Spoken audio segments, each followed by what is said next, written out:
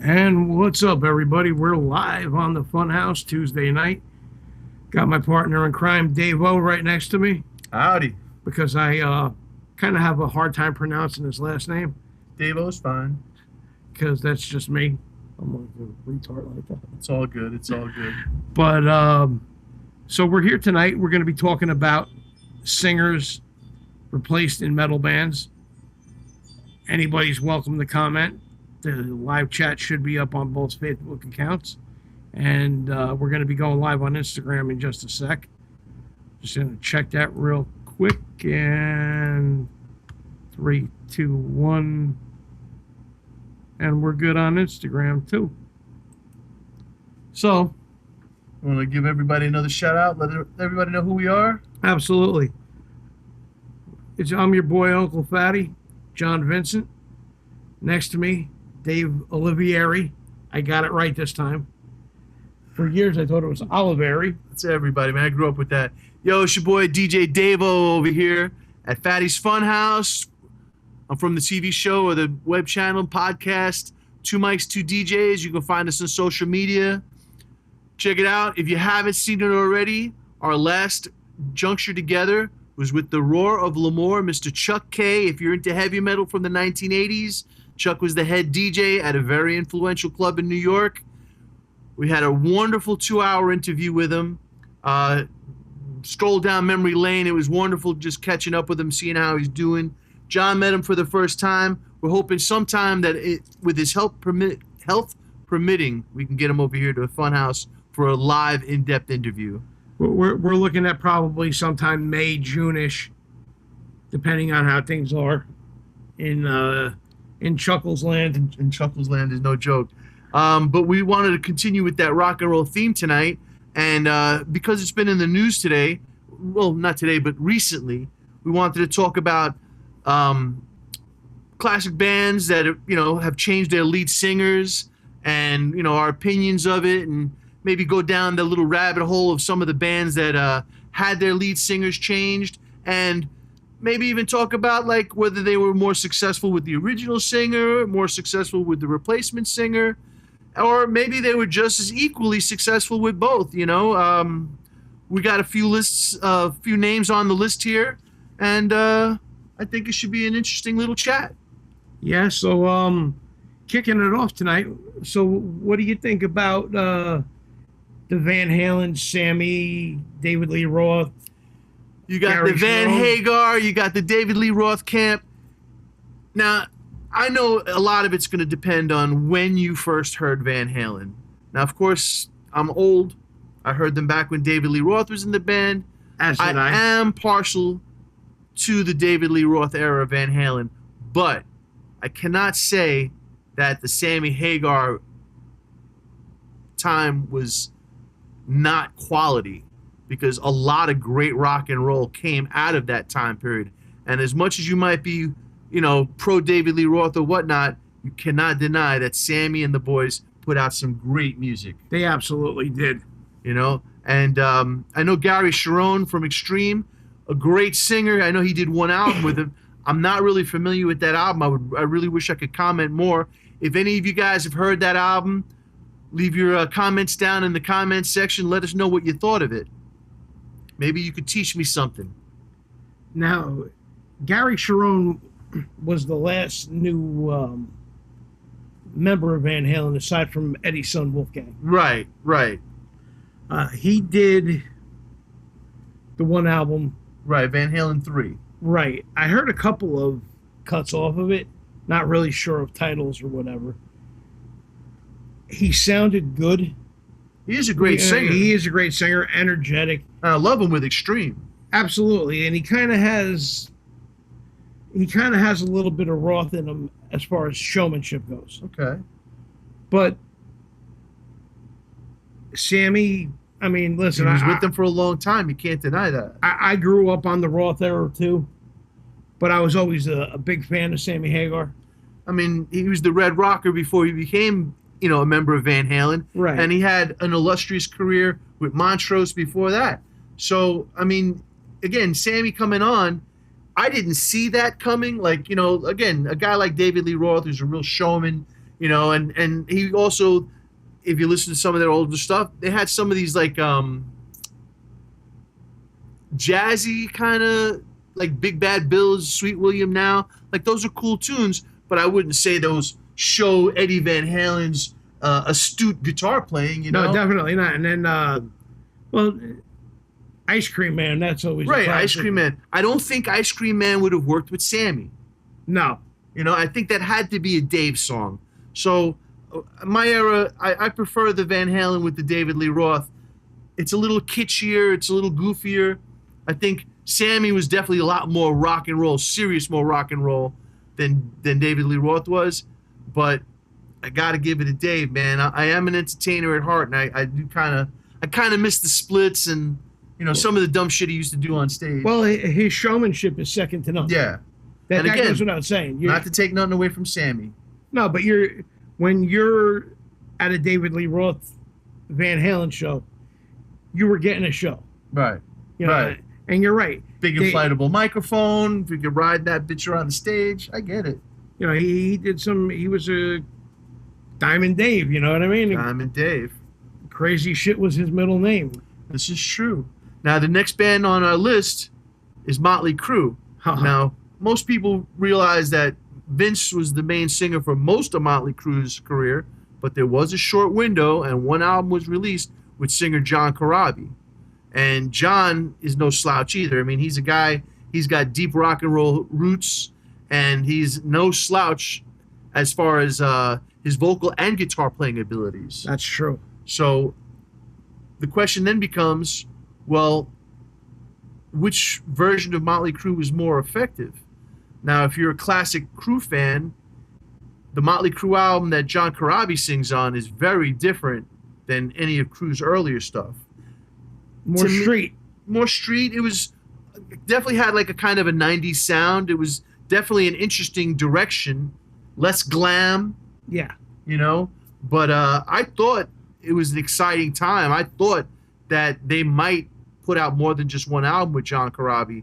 But as history turns out, Vince joined the band again. And ever since Vince has been back in the band, people have been saying, well, maybe his performance, he's not up to par anymore. You know, and I get it as we get older, but... Well, as you get older, tunings become lower. Yeah. You know, you're singing in different keys. Yeah, you have to. Right. The strain on your body is just too much. Never mind that, you're going to kill your voice in one or two gigs. Right.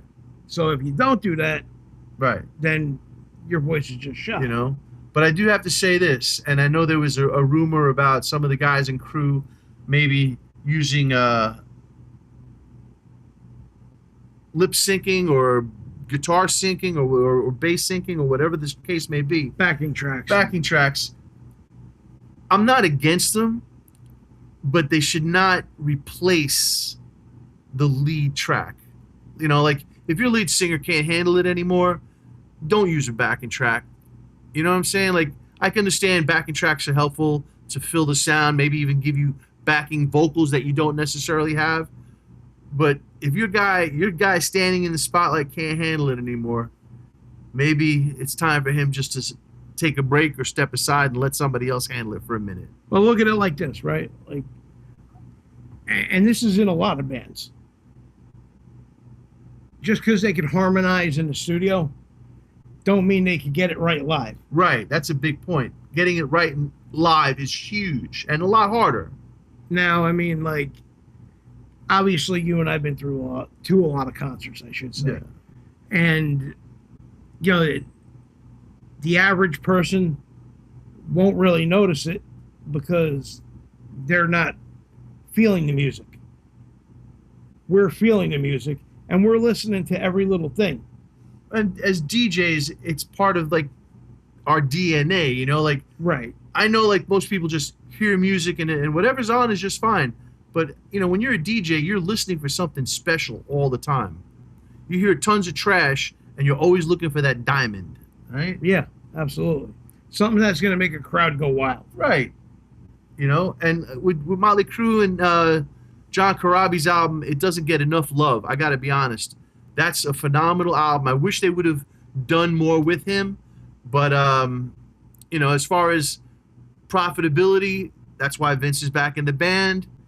And usually that's the reason why a lot of the guys come back. You know, Right. eventually side projects are only good until they're not making any money anymore. And then you realize, hey, I might need to pay some bills and go back to what I was doing. I mean, it's just like Karabi now. He's with the Daisies. Right. Great band. Excellent band.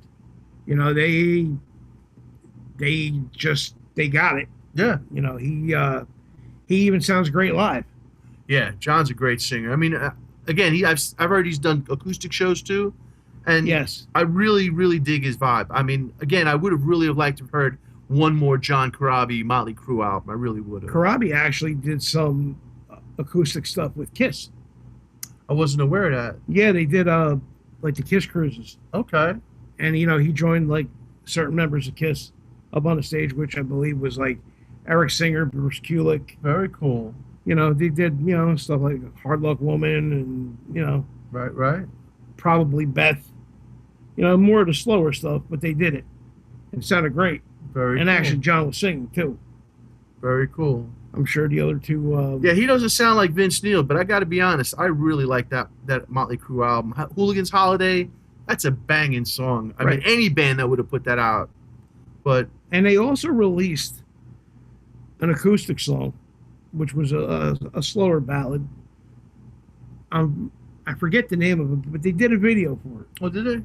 And definitely, I wish I could remember the name of the song, but you know, just the same, it fit for the time period. Right on. It totally fit for the time period.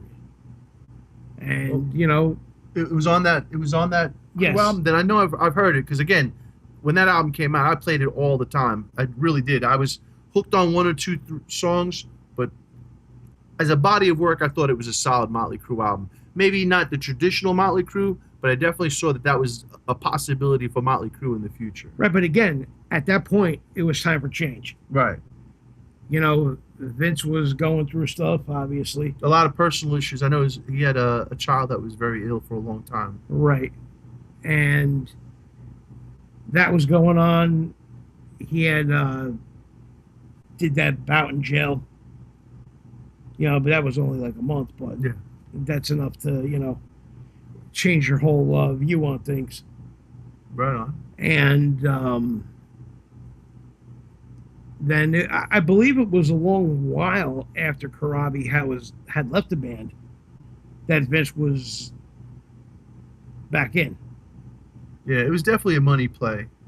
It was definitely a money play because, again, Motley Crue without Vince is not really Motley Crue, but I really like the stuff that they put out with John Corabi. I can't not like put any kind of shade to that album at all. That's just a solid album, It's a very solid album. you know. And, you know, I mean, at least Karabi's still making great rock and roll. Yeah, and shout out to John Corabi, man. Absolutely. So our next band that we want to talk about is one of my favorites. Now, this band influenced me as a 13-year-old child and messed me up for life because I love them so much, and it's the one and only Judas Priest. And some people don't realize, but Rob Halford wasn't the original singer. There was a singer named Al Atkins, which I don't know if they have any recordings with him available, but everybody else knows his replacement as Rob Halford, the one and only. And Rob, he's the metal god. You can't take that away. And then Tim Ripper Owens replaced Rob Halford when Rob Halford went on to a solo career. Now, I know John's more familiar with Ripper's stuff than I am. I can only talk about the Rob Halford era Priest. That is my favorite. Oh, Ripper, you know, he was an amicable replacement for Rob Halford when he left. And, you know, he did a couple albums with Priest, you know, 2 studio albums and 3 live albums. Right on. And Do you know if any of those albums saw any kind of success? I believe the second one did more than the first, because at that point then they were used to him. Right, okay. Because it was 96 that the first one came out, and then 2003 when the second came out. But in between there was a bunch of live albums. Very cool. Now we also have a comment. I'm not sure exactly where it's coming from. I can't read the screen. Led Zeppelin from Well, Led Zeppelin, I'm not sure exactly. I can't really read what the comment says. What? It was about when was Motley Crue ever good and listenable? Yes, Motley Crue was good and listenable. My favorite era of Motley Crue is the first two albums. That's, glam rock back in the day. When those two albums came out, that was a big deal. I believe Too Fast for Love came out in like '83. Yeah, and there was the leather versions that came out, I believe, in '82, which was like the independently released Motley Crue version of the album. A friend of mine had a copy of it. It was great. I mean, that's just it was. We heard that Live Wire, great rock and roll song. That's my favorite era. Piece of Your Action. Yeah, that's my favorite era of Motley Crue. There was a question about Led Zeppelin. No, actually, the gentleman that's his commenting is Led Zeppelin For Tonight, something like that. Okay. Well, I can't even see. I'm blind as a bat. Right on. Looking at a small computer screen. Well, a lot of people know about Led Zeppelin. Led Zeppelin was an offshoot of the Yardbirds, and they performed as the new Yardbirds briefly before becoming Led Zeppelin. And as far as our conversation, that's where they fit in. That originally they were the Yardbirds with a different bunch of guys playing, and eventually they morphed into Led Zeppelin. But we wanted to mention something more about Ripper, right? Yeah. So I believe it was '96 that Ripper was introduced to Judas Priest. Okay. And it was '96. And he was with them till about 2003, 2005-ish maybe. And, he did everything that he could do with the band. A couple studio albums, like I said, a couple of live albums. More live than studio. Yeah, from what I understand, I've seen Ripper perform live. He's a phenomenal singer, but I didn't see him perform with Judas Priest. Right. So I don't know. I heard he was like better than Rob, and I can understand that. He was a younger guy, not as road worn as Rob, maybe, but yeah, I heard nothing but good things about Ripper. I mean, he's still performing to this day. In fact, I heard he lost a bunch of weight, so I want to congratulate him on that, keeping himself healthy to be able to rock and roll. Right? Yeah, absolutely. He's actually going out with KK Downing.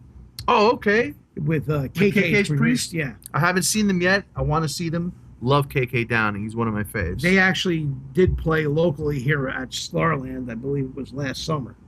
Very cool. And, doing all the Priest classics plus new stuff that they invented together. Right on.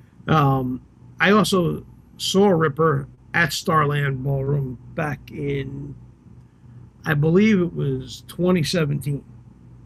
And it was with a band called Dark Sky Choir. Okay. At the time, it was my buddy Fred Gorhow, who I speak about a lot. Chuck would say it's my man crush, but that's not the case, He played, but didn't he play with Joey Stabile too? Yes, Joey Stabile was in the band. Mike Sikowski from Explorer, and Howie Portney. Okay. And you want to talk about a voice? This guy could hit all them Priest crazy stuff too. Right on. Yeah, I was impressed with him. I mean, Rob Halford's shoes, nobody can fill those shoes. So you got to always do your own thing, But I heard nothing but great things. And when I saw him, I thought he was a great singer. So I can't throw any shade on Ripper for sure. But listen, the dude's like 70-something years old, right? Rob, yeah. Okay. And he can still do what he does. He can still go on tour. Yeah. Do, 200 dates and fill a room. They went crazy at PNC last summer. That's awesome. And even Glenn Tipton made his way out. Yeah. I was at the show in Florida where Glenn announced his retirement, and everybody was shocked, because nobody knew. No. And they kind of just did it on the stage like, hey, this is going to be Glenn's last, for a long time. He'll come out once in a while, but everybody's like, how is Priest going to go on without Glenn? But I mean, it's gone on without Rob. It's gone on without KK. I'll tell you what, Richie the machine. Faulkner is a hell of a guitar player. I got no shade, man. Those guys are phenomenal. Richie's a great guitar player. The gentleman that replaced Glenn's a great guitar player. Yes, he actually is a producer. Right on. From what I understand. Very cool. Very cool. You know, Judas Priest, no matter what, you see the name, it doesn't matter who's playing. It's going to be solid. It's going to be rock solid because they do that whole... They are the Priests. Right. They do that quality control, and that they make sure before auditioning somebody that they can handle the role. Right on. Right on. But, I mean, Richie Faulkner is as close to KK as you're going to get. Again, phenomenal guitar player, man. No shade at all. Just like Ripper was shade. Just as close to Rob as you're going to get. Right. You know, he was a younger Rob. Yeah. Yeah. I get that. I mean, again, there's only one Rob Halford. Those are tremendous shoes to even fill. And I got to give Rob Halford a lot of credit, because when Dolly Parton was inducted into the Rock and Roll Hall of Fame, as was Judas Priest on the same night, he came out again and did Jolene with Dolly Parton. I missed that. That's fun.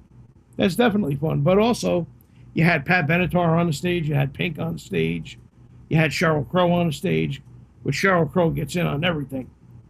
You know, Sheryl Crow. Oh, she's amazing. Right on. So what do we got next on the list here? Talking about heavyweights, you got AC/DC, a huge fan favorite. Geez. And, you know, they're one of those few bands that their original singer, even though he passed at a tragic time in their trajectory, they were solid with him.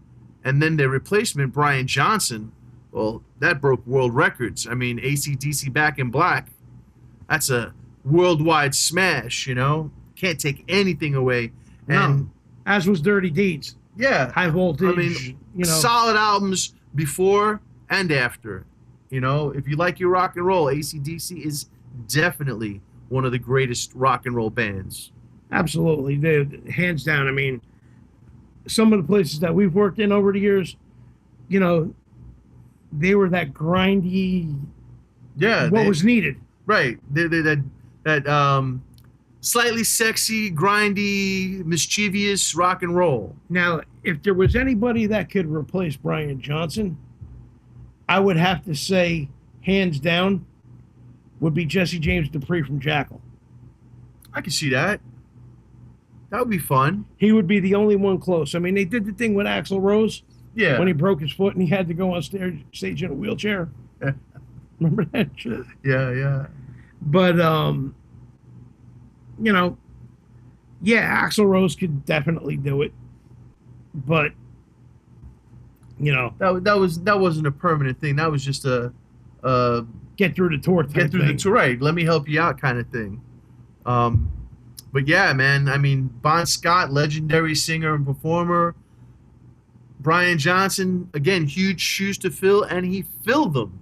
And then some. Because, again, Brian Johnson has got his own legacy. You know, it's not like AC/DC was a band that only rested on Bon Scott's legacy, like a lot of other bands that it does happen to.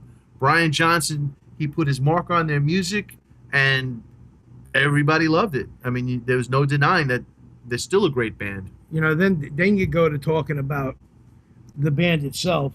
Right. Then you talk about the Young Brothers. Yeah.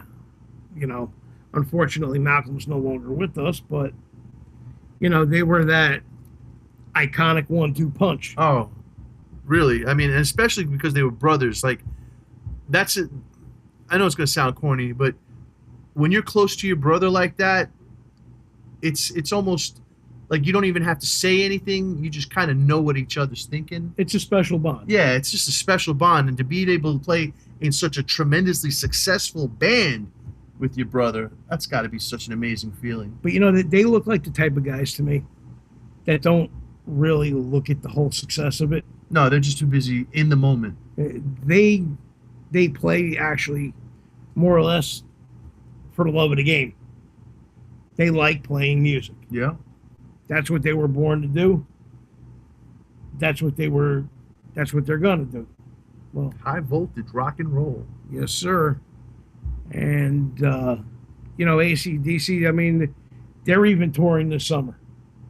Very cool. Wasn't aware. They don't get to Jersey until September, Hopefully, they'll be back. but they'll be here. They're playing MetLife, Okay. so they're doing a stadium thing, Very cool. which that stadium will be crazy. I saw them. The most recent tour that I saw them was, and this is going back to the '90s, was the Razor's Edge tour. Who Made Who? Okay. And I remember during the concert, they just released all this money out of the ceiling, and it was all Angus bucks. Had his little face on, instead of George Washington, had his face in it. That was pretty fun. Now, that was also Who Made Who was also in a movie, right? I believe that was. Because I know Tesla had a song in that. It was Last Action Hero. Was that Who Made Who? Or Because I thought Maximum Overdrive is the Stephen King novel that was made into a movie that I know AC/DC did a song for. And I thought it was Who Made Who. actually, no. But I'm wrong on that because Shake Your Foundations came on the Last Action Hero soundtrack. Okay. Right on. That's what it was. And also Tesla had something on there. Another great band, Yeah. but Still hold together, too. Every last one of them. right on. Except Troy Laketta. He's moved on to something else. The drummer. Okay. Well, let's talk about our next band, Iron Maiden. Now, Iron Maiden. Now, that's a band most people don't realize. I mean, Bruce Dickinson has been the main singer in that band for a long time, but real fans know about Paul Di'Anno. The first two Iron Maiden albums, killing it. I mean, those two albums were just so unique when they came out. But to Bruce's credit, Number of the Beast, when that came out, people just lost their minds. Yeah. And after Bruce quit, they had Blaze Bayley singing. I'm not familiar with... I know a lot of times when they've replaced the singers, it's more legacy music and they don't really concentrate on releasing albums. I know Blaze was a phenomenal singer, and I've heard some of his live stuff, but I did not hear any of their recorded material with Blaze and Iron Maiden. I've never actually heard the man sing. He's a good singer, real powerful voice. At that point, I actually thought Maiden was done. I didn't really get Right. too into the blood and guts of that all. But, during the Dickinson years, I mean, Number of the Beast, Somewhere in Time, quite a few other albums. Peace of Mind. Peace of Mind was a great album. Yeah. Iconic songs. Flight of Icarus, The Trooper. No, Iron Maiden is definitely one of those bands that their longevity, their fan base, those are to die for kind of fans. Right. And again, you're talking about when Ripper replaced Rob Halford, Blaze coming in to replace Bruce. Huge shoes to fill. And again, no shade on anybody because those shoes, they're near impossible to fill. Right. So the fact that Blaze was given a chance to perform and show his chops and people embraced him because I never heard anything bad about him. You know? I heard he was solid performer on stage and solid in the studio. Again, unfortunately, I haven't heard any of the studio material, but I did hear the live stuff, and he was phenomenal. He was the right man for the job, that's for sure. But I mean, if you look at like replacement players, there's no other band that did it as well as Whitesnake did. Yeah. Okay, which I know they're not on the list, but yeah. But you got to give it a mention because Well, that's kind of like a cousin to what we're doing is like bands that don't have many of the original members left, and a lot of it has to do with people just aging out, health issues and stuff. They just can't do it anymore, and I totally get that. I mean, you look at like when they did like the Slide It In album, and they did the main Whitesnake album, right? So the Slide It In album, you had John Sykes on there, you had Neil Murray. I actually think you had Ainsley Dunsmore from Journey on one of those albums. Okay. And then come that main iconic album, you had all those players on there, and I believe you had either Cozy Powell as a drummer or Ian Pace from Deep Purple, one of the two. Right on. But then that all gets scrapped, and they put out a Total Glam album. You have Vivian Campbell, you have Rudy Sarzo from Quiet Riot, Right. and at the time, Vivian Campbell, he left. Dio. Yeah, he left Dio to come on board with those guys. Then you had Tommy Aldridge from Ozzy's band. Tommy's a great drummer. And then Adrian Vandenberg. So right there, you had a super group. Yeah, I remember that tour. Then the next album, I forget who left. I'm not sure if it was Vivian Campbell or Adrian Vandenberg. I want to say, I can't remember. I know there was a lineup change, and I know that Vivian wound up joining Def Leppard. I just don't know how soon after Whitesnake he joined. Right, but that was Steve Vai had stepped in for one of them. I know that. Okay. And he did this Slip of the Tongue album with them. So then Slip of the Tongue, I think that was after the Whitesnake album. So there had to be the next tour. Yeah.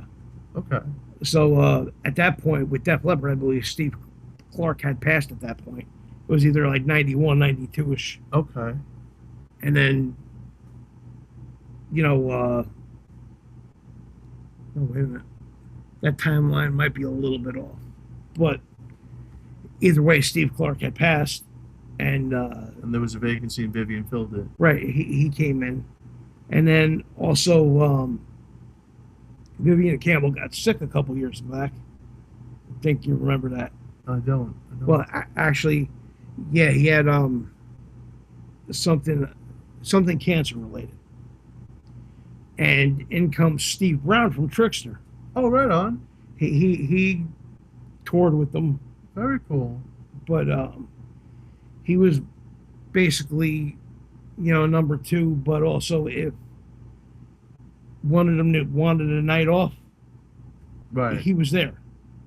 Very cool. I wasn't aware. Now Steve Brown is still playing with Trickster, and he's also doing Always Jovi with Freddie.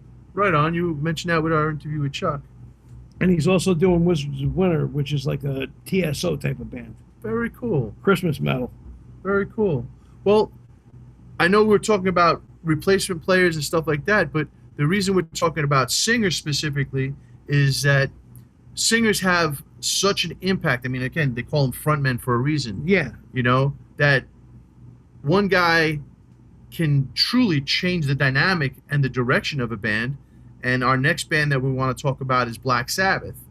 I mean, everybody remembers that Ozzy Osbourne is the singer from Black Sabbath, but there were several other singers, including Ronnie James Dio, who went on to create Dio for himself, Ian Gillan, who sang with Deep Purple and solo and joined Black Sabbath for one tour, Glenn Hughes, who also played in Deep Purple and had a solo career, sang with them, Tony Martin, great singer. He played with them for a long time. Ray Gillan, rest in peace. He's a phenomenal singer. Ray played in Badlands. Yes. And then Rob Halford was a temporary singer in Black Sabbath, helping out on a tour. I've seen a couple of videos with that. Gotta be saying, it was pretty cool to see Rob and Tony Iommi on stage together. Yeah, that would definitely do it for me. That's worth the price of admission alone. Yeah, it was cool. But, I mean, okay, everybody's familiar with Ozzy's music. And then if you're really a big Black Sabbath fan, of course, you know Ronnie James's music. But I am familiar with Ian Gillan's album with Born Again.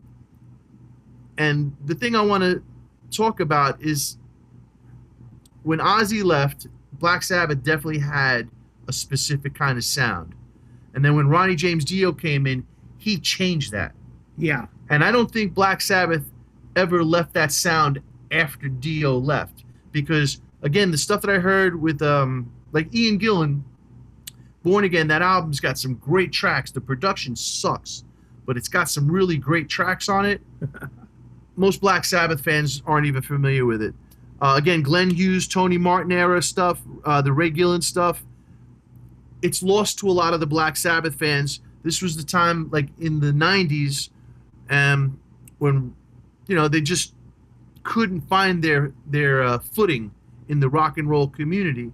And which is kind of funny because in the 90s, all these grunge bands were playing homage to Black Sabbath. Right. Like Soundgarden, you know, Soundgarden says, hey, we love the Black Sabbath and we sound like Black Sabbath in certain ways. Right, but everybody and their grandmother wanted to do War Pigs. I mean, I remember Faith No More did it. Right. Ugly Kid Joe did it.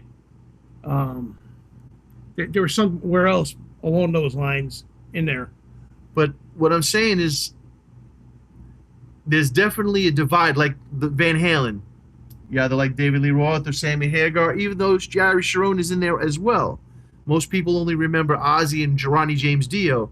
But again, Black Sabbath has had several singers. Right.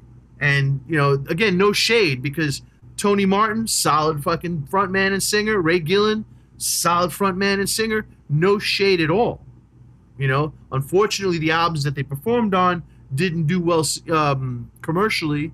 And again, it's a shame that a lot of people aren't familiar with their music because those are some pretty solid albums. But again, here we are talking about the singers and how they can change, you know, the dynamics of the band. Yeah, well, I mean, usually when somebody gets replaced in a band, it's usually like the bass player or a drummer. Not Right. saying that they're not important players to the band. But I get it. It's, again, the But it's a singer's role- the face. It's a role that's easily stepped into. Yeah. Except if you're Eddie Van Halen. Yeah, again. You know what I mean? But with being a frontman, that's just the hardest role in anything musical to fill. Right. Because Led Zeppelin wouldn't be the same without Robert Plant. Right. And it's not even the fact that Robert Plant did or didn't write the music, you know? It's just that Robert Plant's vocal stylings and creativity were unique to him. I mean, listen, at that point in time, when Led Zeppelin was going full strength, okay, that kid from Greta Van Fleet wasn't even thought of yet. Right. And while we're talking about classic rock era bands, Deep Purple is another one of those bands. Now, we're talking about Ian Gillan being in Black Sabbath, but most people know him as the singer from Deep Purple. But before him was a guy named Rod Evans, who sang most famously on the song Hush, which really broke Deep Purple as a band. Yeah.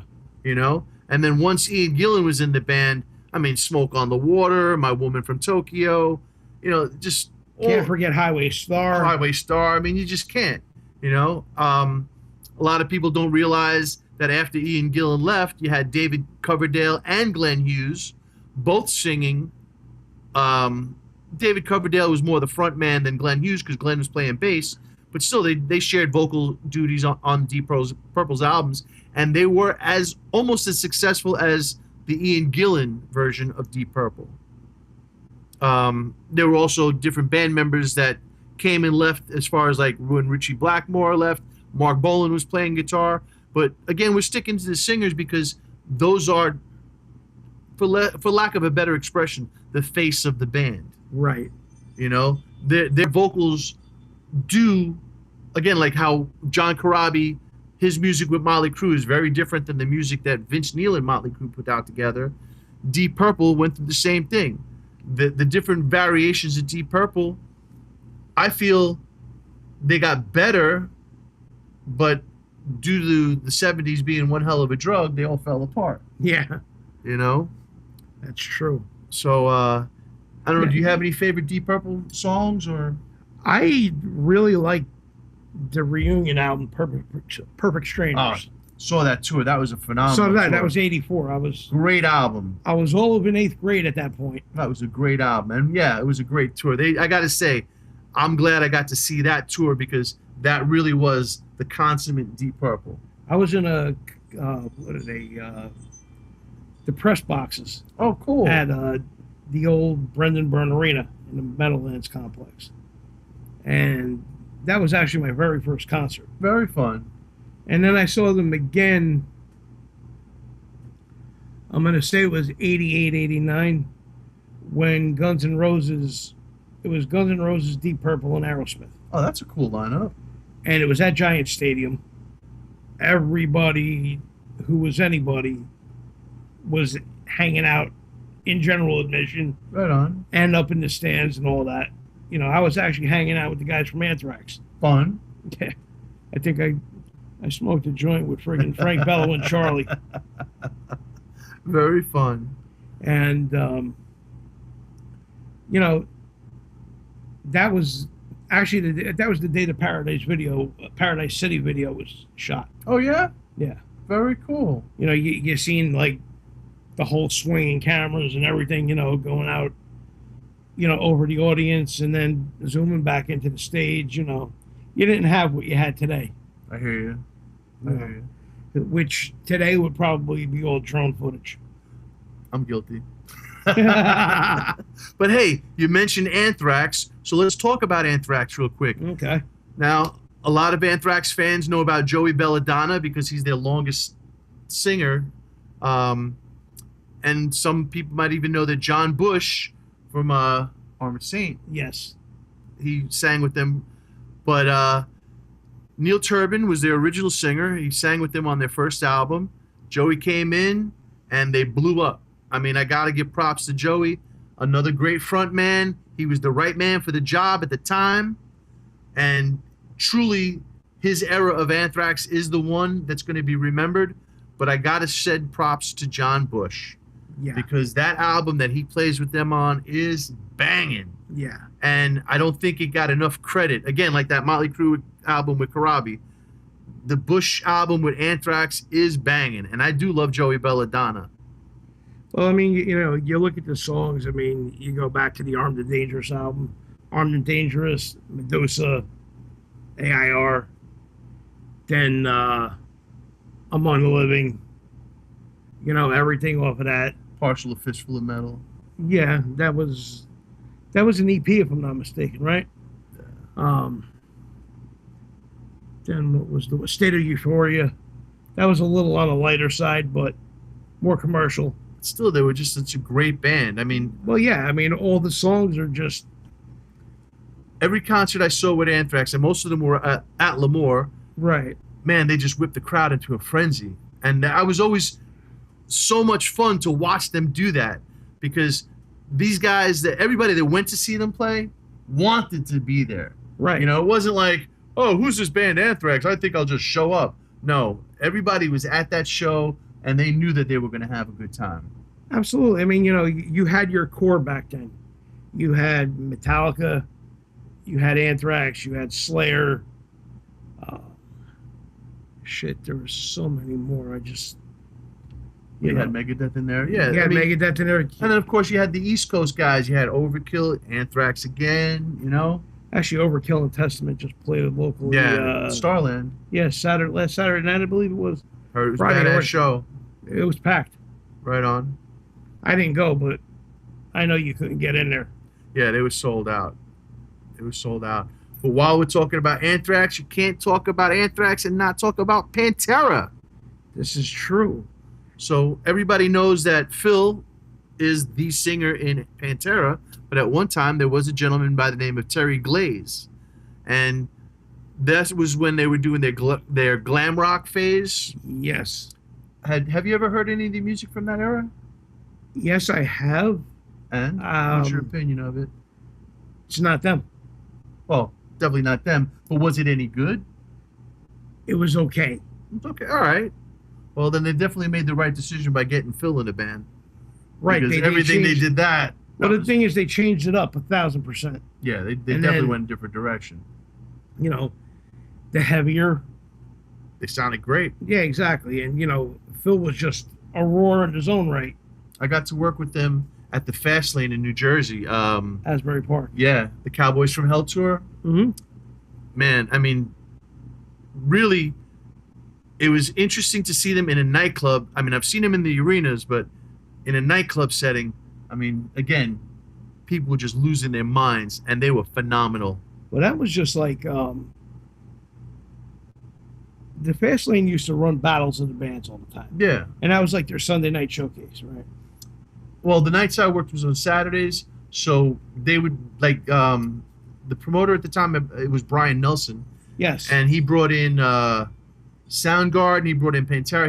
He was definitely progressive in the bands that he wanted to bring into the area. Right. I mean, Brian Nelson, great guy, known well from Right on. back then. Him and another guy, Al Rocinio, who's actually a lawyer in Ocean Township. He does like entertainment law and stuff like that. But you know, Right on. he's still your guy if you get If you caught. If you get caught rocking and rolling, That's it. And so there was this one battle that was going on, and it was like a month-long thing. So it came down to the last night, and whoever won that night would go on the next day to open up for Bon Jovi at the Fast Lane. Now, this is 1992. Wow. That's pretty cool. And I'm going to say it was probably close to the release of Slippery. Oh, wow. So that had to be back in 86 then. No, it was, Slippery When Wet came out around 1986. well then, Because the New Jersey album came out later. okay, And then that's what it was then. It was the New Jersey album. That was a great album, too. Because, yeah, that's right, because they all had, like, well, John just had cut his hair off. Right. You know, no more poof. He looked like Mr. Model. Like Patrick Swayze. Yeah, you're freaking calling him Dalton and shit. But, and it came down, you know, there was quite a few good bands there. A friend of mine's band, they were called Jealous Rage. Cool. They were in like the top 5. But at the time, Mr. Reality, they won it, which, you know, they were tight with Brian Nelson and all them guys. Very so cool. But Gordon Brown, who was the guitar player in that band, he actually is in a country band now called Williams Honor, along with Reagan Richards, who's an amazing singer. You know, if there was a female version of Robert Plant, that's her. Oh, right on. This woman can sing anything. That's awesome. From Robert Plant to Patsy Cline Okay. to Tammy Wynette and back to probably something heavy. Right on. But yeah, you know, that's they got the Duke, and I went to that show actually, and seeing, you know, Bon Jovi in an arena, and then seeing them at the Fast Lane, Right on. place that friggin' held Excuse me. 200 people max in Asbury Park. New Yeah, Jersey, yeah. You know what I mean? It's like fitting 10 pounds of shit in a 1 pound bag in there. That's just the way that goes. Right on. Well, the next band on our list, talking about a little Black Sabbath influence, a little Alice in Chains. Everybody remembers Lane Staley was the original singer. Lane and Jerry Cantrell, of course. But after Lane died, they were in limbo for years. And I was a big Alice in Chains fan. I mean, it broke my heart that those guys were not able to perform for so long. And then, what was it, back in the 2000s? Was when William Duvall joined the band. Yeah, but it wasn't somewhere in between there. Didn't Jeff Scott Soto hook up with them? I'm not even familiar. I'm not sure, to be honest. Because Jeff also hooked up with Journey for a minute, too. Okay, I wasn't aware of that. Right And before. Jeff's a great singer. I mean, God. Yeah, I think he was literally right before Arnell, Okay, if I'm not mistaken. I wasn't aware. But for you Alice in Chains fans, you know, everybody was like, oh, you can't really replace Lane. And of course, you really can't. But yo, I got to give props to William Duvall. He's a phenomenal singer. He's a really good guitar player, and he fits the band really well. So if you're an Alice in Chains fan, you definitely should check him out, man. Absolutely. No shade on William Duvall at all. You know, will they ever reach the pinnacle of what they, you know, the success they had back in the 90s? I think that window's kind of closed. Who knows what the future will bring? But yo, Alice in Chains, they are a solid band and they're still performing. Definitely go see them. I mean, once you get, in that 90s vibe, there was a core. You had them, you had Soundgarden, you had Pearl Jam. Look, I got to work with Soundgarden at the Fastlane, man. They were great. Oh, I could just imagine. They were great. Anything that Chris Cornell did was amazing. I mean, even when they did Temple of the Dog with Eddie Vedder. That's a really Temple of the Dog, man. That whole project, I don't know how many people are familiar with Mother Love Bone and Andrew Wood, but the Temple of the Dog project, man, that was such a big deal. And a lot of people don't realize that if that never happened, Pearl Jam would not exist. No, not at all. And there's a lot of Pearl Jam fans, me being one of them. Yeah, absolutely. They came out with a lot of great music. Yeah. And that was that early 90s crossover again. We were crossing over from hair metal, thrash metal, to what they now call grunge. Yeah. Well, they called it grunge back then too. But yeah, but it was an interesting time in history back then, because a lot of bands that were used to coasting, and when I say coasting, they were popping out the bubblegum hits. Right. And all of a sudden, they found themselves that nobody cared what they were putting out anymore. Exactly. And it happened overnight.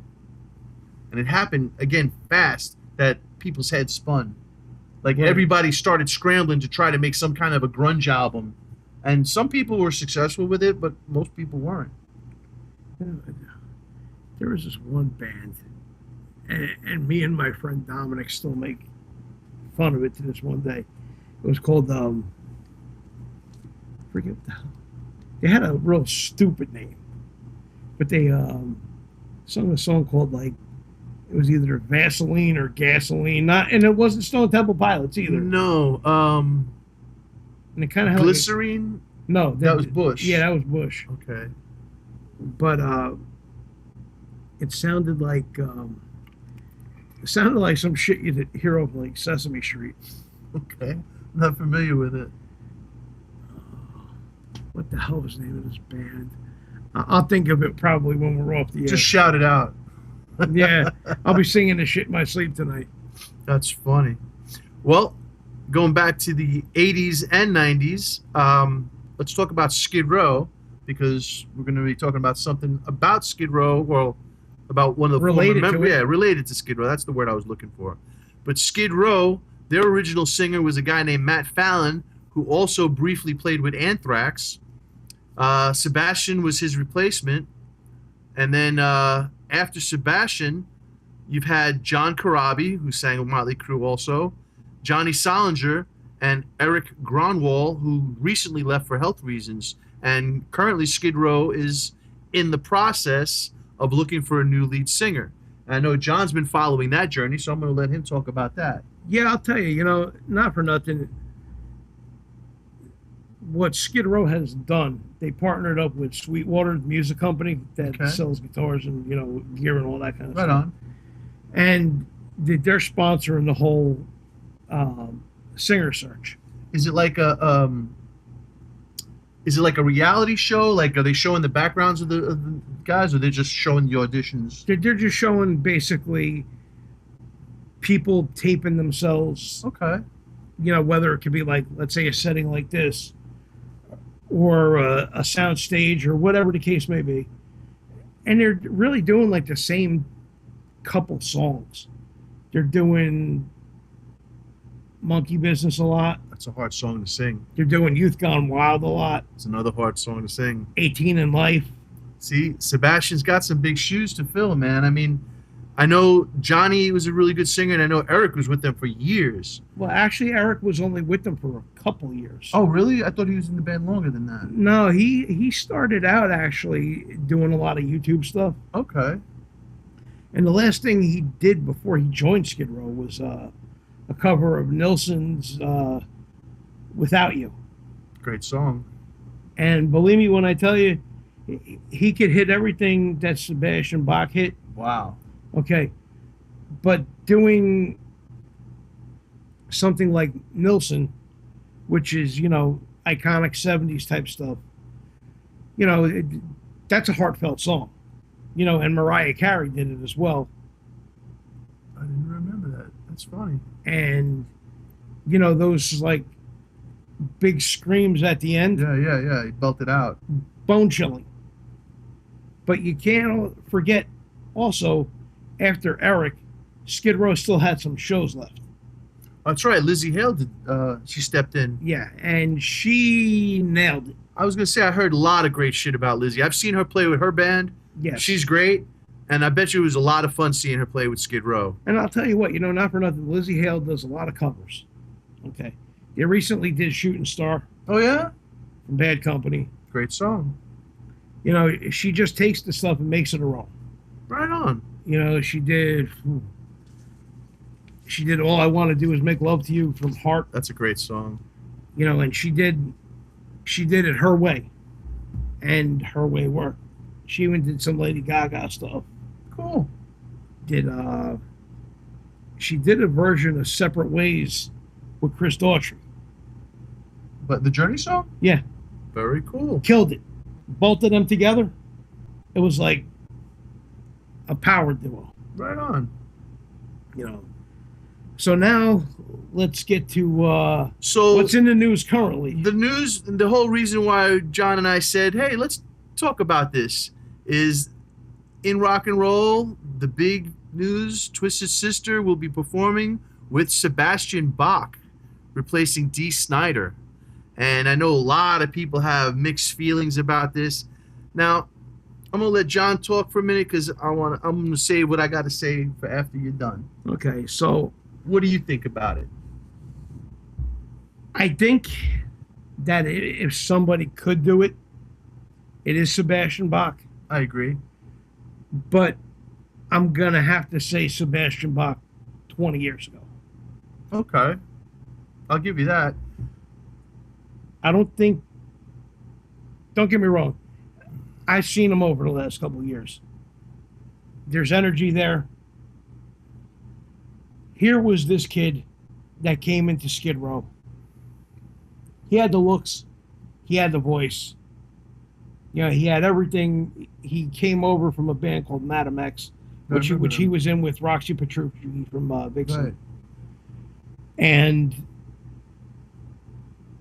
I don't know. I can't see anybody else singing those songs but Dee Snider. I hear you. Because Dee Snider just gives... He was Twisted Sister. You know, here's a guilty confession. So, when I was in high school, Twisted Sister used to play at this nightclub in Staten Island called the Rock Palace. I mean, they played all over Staten Island. There was the Factory. There was a bunch of places, and I was a little too young to be going to these places. But You went anyway? I did. I had a girlfriend who would pick me up from night school, and we would go to the Rock Palace and go see Twisted Sister like on a Thursday night. And they were phenomenal, man. I mean, they were still playing covers. They were still playing, I don't know if you old Twisted Sister fans out there, Ladies Boy. That's a great song. Still singing I Know It's Only Rock and Roll, But I Like It by the Stones. Dee is such an enigma on stage. I mean, he's my favorite singer of all time, you know, next to Rob Halford. But Dee's energy is just like 200%. Yeah, well, You he know? has that appeal to And the crowd. that's what him and Sebastian have in common, that energy. Yes. So when you say that Sebastian, you could see it, I could see that. Are they the same type of singer? I think Sebastian was a better quality singer. I don't want to knock Dee because, again, Dee's the fucking man when it came to singing on stage, Right. being the front man. But Dee's voice was not as gentle or as soft as Sebastian could be. Right, but you see, Sebastian, You know, there's Where different his kind voice- of music. where his versatility comes in, he can do a scream, Yes, but he could also sing a ballad right, and incorporate that scream in there right, and make it work. right. Now, Twisted Sister, on the other hand, the only ballad that I remember them doing was The Price. I was just going to say, The Price, they had one or two slow songs. I don't know if you're familiar with the Love is for Suckers album, that they had one or two slow songs. Yeah. Anyway, you're right. They're not known for being a gentle band. No, not at all. You know, I mean, when Dee Snider said, "You fucking poser sitting in the back of the room with your arms folded, I want to see you freaking raising your hands and screaming. I know it's only rock and roll, but I like it." He meant that shit. Yeah. You know, he wasn't trying to be smooth about it. No, you not know? at all. He was like a broken beer bottle in your face, man. You know, and you either loved it or you hated it. You know, it was I funny. loved it.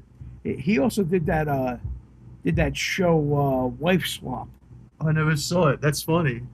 And I'm gonna say he was doing a wife swap with Flavor Flav. Oh, that must have been insane.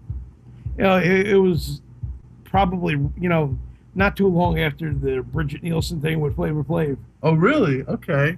And he married somebody else. I think it was off of that that's insane. Flavor of Love show that he married somebody. That's insane. But it was hysterical. And, you know, D being D, you know, didn't really give a shit what came out of his mouth. No, and he's an intelligent guy. I got to give him props. Right. But talking about Sebastian being in Twisted Sister, I think everybody, now the way I understand it, and I'm not somebody who's on the inside, but the way it was explained to me was that it's not like he's joining the band so that they can put out albums. He's joining the band so that they can tour, you know, and they're all going to make a little extra money, which is great. And of course, bring that Twisted Sister music, because at this point it's JJ and Eddie, and there's a different bass player, different drummer. Right. The drummer is actually also an Always Jovi. Oh, right on. Okay. So with that being said, you know, it's just like a tribute to Twisted Sister more than like joining the band. And I appreciate that. That's the one thing. Like, yeah, a lot of people are kind of pooping on it. I want to see it. I think Sebastian would be a hell of a lot of fun singing all the old Twisted Sister songs. He definitely is a fun guy, you know what I mean? I could definitely see the crowd getting into it. I definitely think he's got the right personality. I know he could do D. I don't think D could do him. Right. You know? But that's okay. It's all rock and roll, right? That's it. You know, it's theatrics, and, you know, being a singer, especially doing somebody else's music, it's more like being an impressionist. Right. You know, you do what justice you can to their music. Right. And a lot of the guys that we mentioned on the list, you know, specifically like Ripper and Blaze, you know, those guys were hired to sing the legacy stuff. Right. You know, whatever recordings they may have had, it was more about the touring why those guys, because those guys were solid singers. Mm-hmm. And you can't take anything away from them.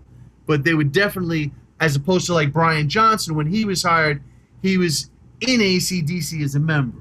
Right. You know, and then again, whatever music came out of that, you know, that was to their benefit. Right. You know? Exactly. But I love the idea that Sebastian is going to be singing with Twisted Sister. As far as Sebastian with Skid Row, I know everybody would love to see that happen. I know from what I understand that it's not going to happen because there's just too much water under the bridge. Right. You know, too many bad feelings and whatever. But I think it'll be a lot of fun to see Sebastian singing with Twisted Sister. I think that would be great. JJ should be up there with Eddie and just rocking it out, you know. It's going to be a good time. I don't expect, now it would be hysterical, but I don't expect Sebastian to come out in D's pink and black spandex. No. That would be hysterical if he did, but I don't see that happening. And if he did it, it would really just kind of be in his personality. Right. Because he is a jokester. Right. So, you know, that would be him like just breaking balls. I hear you. Well, but we'll see, you know, time will tell. I mean, I don't think the tour is going to be like crazily long. I think it's probably going to be a few historic events. Yeah, maybe 30, 40 shows. Tops. All I hope is I'm around to see them when they play, man, because that's going to be fun. Well, I'm hoping they're playing locally. Yeah. You know, who knows? Maybe they might have another one of those. They're from the area. One of those food truck festivals. And That might be fun. well, they actually did the one that was down at the Lakewood Blue Claws Park down I'm there. not familiar. Yeah, it's in Lakewood, obviously. Right, right. And they're a Philadelphia Phillies minor league affiliate team. Okay. But they have a beautiful stadium down there. I think it's called First Energy Park. And for like 2 years, they had like a big food truck festival there, but they also had every band under the storm. Right on. You know, they had 2 stages. One of them they called the Birch Hill stage, which you had, you had the bands like TT Quick, American Angel, Right on. couple others from back in the day, and it was a good time. I mean, most of the time that I was out on the, out by the main stage, but I did slip back, and that was the one and only time that I saw TT Quick live. Great band. Shout out to Dave DiPietro. Dave, if you're watching, I'll definitely see you soon, brother. Yeah. And you guys, I mean, that's a band. To get off topic real quick, TT Quick was one of those great bands that worked so hard in the clubs. And they really, I know Mark's doing well. He's the new singer in Accept, and he's been in there Accept for 15 years? Easy. But TT Quick was definitely one of those bands that deserved greater success than what they got. They were a great band. Absolutely. And they're, I'm sure we haven't heard the last of them. Hope not. I hope not. I heard that Dave and Kenny from Prophet were playing together for just doing a little jam session. I saw that on Facebook. I thought that was really cool too. Yeah. Shout out to Kenny from Prophet too. Actually, that was last Saturday night at MJ's down in Brick. Oh, cool. So if I would have known that they were playing, Hell yeah. I would have stopped in on my way home from work. Right on. Yeah, also Dave has a new music academy. You were telling me about It's that. called North Shore Music Academy or Music School. It's in on Route 35 in Hazlitt. It's Very the old cool. Absolute Music. Okay. So if any of your kids are looking for guitar lessons, drum lessons, vocal lessons, go see Dave over there. He'll hook you up. And it's definitely great for kids that are just starting out. Very cool. And he also has adult courses. He also has a recording studio there. He also has a huge live room where they do shows and stuff. That's awesome. So Very cool. So anyway, Well, John, do you have anything else you want to add to our little conversation here? I think we just about cover all the bases tonight. All right. So I think Well, I want to send a shout out to all you guys that were watching. There you are, right over there. If you guys have any suggestions, put them down in the comments. Love to hear from you. And even if you just want to say hello and tell us where you're from, love to hear from you guys. on that note, it's your Uncle Fatty along here with Dave O. Good night, God bless, and we'll see you again very, very soon. Peace out, y'all. Good night.